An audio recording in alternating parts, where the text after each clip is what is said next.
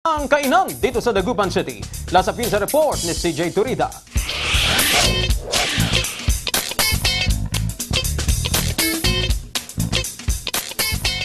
Sawa na ba kayo sa squid balls at fish balls? Abay, bakit di natin tikman ang ipinagmamalaking shrimp balls ng isang restaurant sa Dagupan? Kailangan syempre ng hipon, bawang, sibuyas, itlog, harina at celery. Paghalu-haluin ito at ito ang gagawing shrimp balls.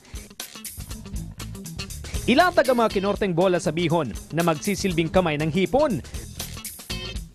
Pagkatapos nito, lulutuin na ito sa pamamagitan ng deep fry.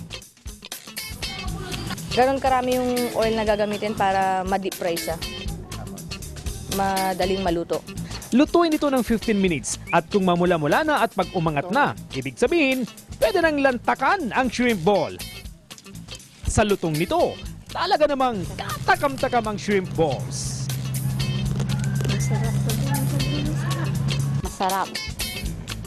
Lasang hipon talaga. Ako si CJ Turida, naghahatid ng